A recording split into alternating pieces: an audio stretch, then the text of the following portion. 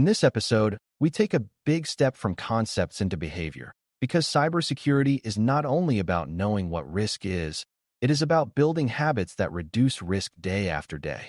Organizations use documents like policies, standards, and procedures to turn security goals into consistent actions. Beginners often mix these words up, or they assume they are just paperwork that exists to satisfy auditors.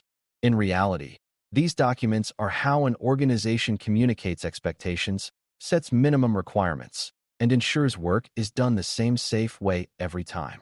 If you can clearly distinguish policy from standard from procedure, you can answer many exam questions quickly, and you can also understand how real organizations stay secure even when staff and technology change. Our goal is to make these terms feel simple and practical, and to show how they connect to what people actually do. Before we continue, a quick note. This audio course is a companion to our course companion books. The first book is about the exam and provides detailed information on how to pass it best. The second book is a Kindle-only ebook that contains 1,000 flashcards that can be used on your mobile device or Kindle. Check them both out at Cyber.Me in the Bare Metal Study Guide series. A policy is the highest-level statement of intent and direction. It tells you what the organization believes is important and what it expects people to do or not do. A policy does not usually include detailed steps, because it is meant to be stable over time and broad enough to apply across many situations. For example, an organization might have an access control policy that states only authorized users may access sensitive systems, and that access must be reviewed regularly. That policy sets the expectation and establishes responsibility, but it does not tell you exactly which buttons to click or how to configure a system. Policies are often approved by leadership because they reflect organizational priorities and risk tolerance. On the exam, when you see language that sounds like a rule or principle at a high level, you are likely looking at a policy. A standard is more specific than a policy because it defines mandatory requirements that support the policy. Think of a standard as the minimum bar that must be met. If a policy says strong authentication is required, a standard might specify that passwords must be a certain length or that multi-factor authentication must be used for remote access. Standards create consistency because they prevent different teams from interpreting a policy in wildly different ways. They are still more stable than procedures, but they can change when technology or threat conditions change. Standards answer the question of what must be true, not exactly how to make it true. On the exam, if an option describes measurable requirements, such as specific settings or minimum controls, that option is likely describing a standard.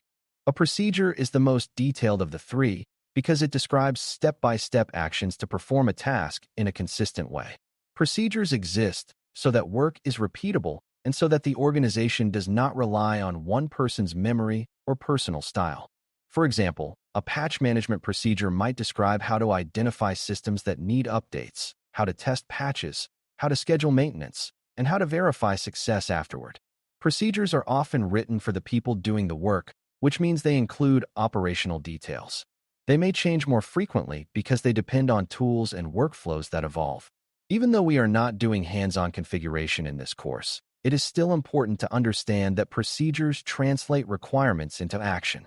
On the exam, if a question asks what document tells you how to perform a task, the correct answer is usually procedure. Now let's talk about why these distinctions matter in everyday cybersecurity. Policies set direction so everyone understands the organization's security priorities, which reduces confusion and inconsistency. Standards ensure that minimum safeguards are applied across systems, so risk is not managed randomly. Procedures ensure that important tasks, like handling incidents or onboarding users, are done correctly every time. Together, these documents create a chain from leadership intent to daily behavior. This chain is a form of control because it reduces human error and limits improvisation in high-risk tasks. Without this chain, security decisions can become personal opinions rather than consistent organizational practice. On the exam, recognizing where a statement fits in this chain helps you select answers that match the question. It is also useful to understand that these documents support accountability. A policy may define who is responsible for approving access, while a standard defines what access controls must be in place, and a procedure describes how a request is processed. When an incident occurs, organizations often trace events back to whether policy was followed, whether standards were met, and whether procedures were executed correctly. This is not about blame for its own sake. It is about learning where the system needs improvement. If you know what each document type is supposed to do, you can identify gaps more clearly. For beginners, this helps you see security as a managed system rather than a collection of technical tricks. A common misconception is that policies, standards, and procedures only matter in large organizations. Smaller organizations may have less formal documentation, but they still need the same functions. They still need clear expectations, minimum requirements, and consistent processes. In a small business, these may be communicated verbally or in simple documents, but the concept is the same. The absence of formal documentation often leads to inconsistent security, where one person follows safe practices and another does not. That inconsistency increases risk because attackers look for weak points. Even basic written guidance can improve security by making expectations clear and reducing guesswork. Exam questions often assume the formal terms, but the underlying purpose applies to organizations of all sizes. Let's connect these documents to everyday actions that reduce risk. A policy might require that sensitive data is protected, which influences daily choices like how employees handle customer information. A standard might require encryption for data in transit, which influences system design decisions. A procedure might describe how to respond to a suspected phishing email, which influences how employees report and how the security team investigates. These documents shape behavior by making secure actions the default. When security is built into routines, it becomes less dependent on individual heroics. The organization becomes resilient because the system encourages safe actions even when people are busy or distracted. Another important concept is that policies, standards, and procedures often include exceptions, but exceptions must be controlled. In real environments, there are times when a system cannot meet a standard immediately, perhaps due to legacy constraints. An exception process allows the organization to acknowledge that gap, evaluate the risk, and define compensating controls. Compensating controls are alternative measures that reduce risk when the ideal control is not possible. For example, if a system cannot support a modern authentication method, additional monitoring and network restrictions might reduce exposure. The key is that exceptions should be deliberate and documented rather than informal. On the exam, if a scenario describes allowing a deviation from a standard with approval and alternative safeguards, you are seeing controlled exception management. These documents also support training and culture because they provide a shared language for what secure behavior looks like. Without a shared language, people may interpret security advice differently.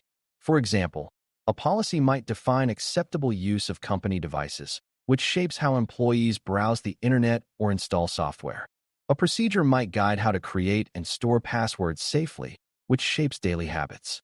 Training often references policies and procedures so that learners know where the rules come from and what they are expected to follow. This reduces the feeling that security is arbitrary. When security expectations are clear and consistent, compliance becomes easier and less frustrating.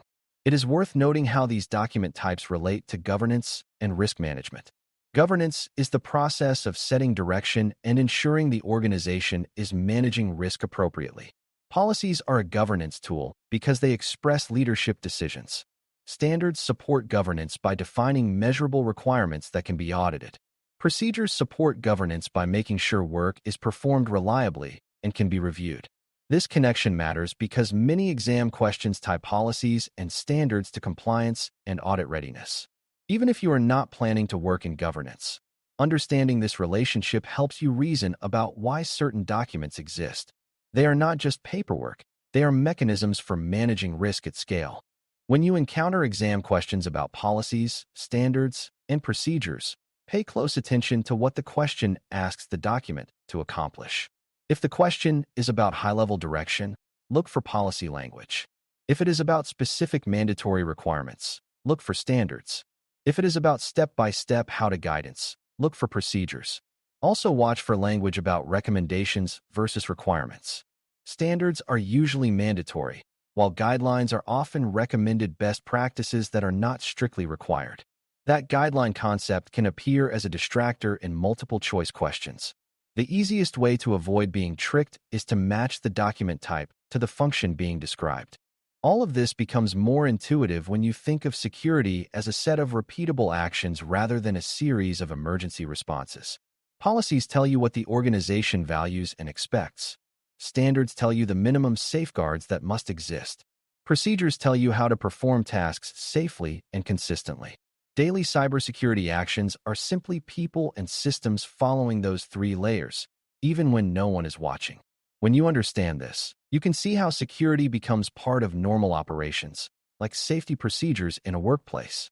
That normality is what reduces risk over time. The exam often tests whether you understand this operational reality, because that is what separates foundational knowledge from surface memorization.